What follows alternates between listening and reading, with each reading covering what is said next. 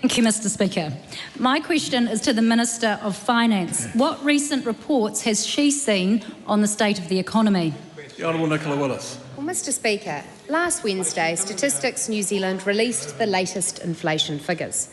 Members will know that New Zealand has been through a cost of living crisis in recent years, with inflation being over 7% for most of 2022, when I recall the member was the Prime Minister. The latest figures show annual CPI inflation falling from 4% in the March quarter to 3.3% in the June quarter, and quarterly inflation easing from 0.6% to 0.4%. At 3.3%, annual inflation is the lowest it has been for 3 years, far lower than under the previous government. Supplementary. How did inflation compare to the market's expectations? Well, Mr Speaker, inflation came in lower than most forecasters expected. It is firmly on a downward trajectory, although it is still just outside the target band of 1 to 3%. A lot of the unexpected weakness in inflation came from tradable goods and services, with prices actually falling in the quarter.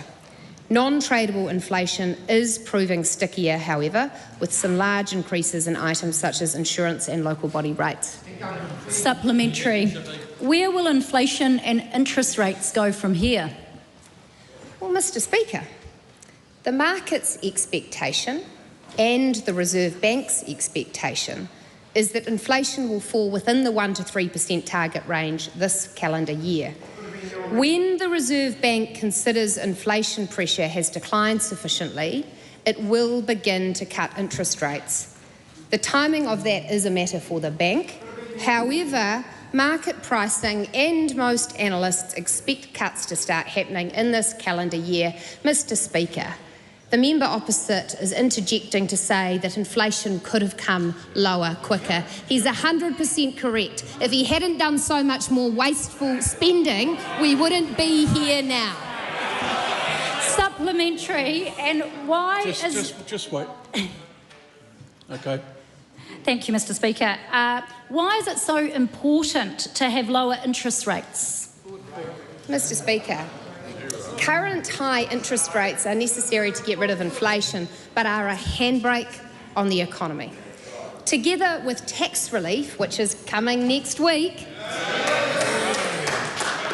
lower inflation and lower interest rates will give New Zealanders the real cost of living relief they deserve.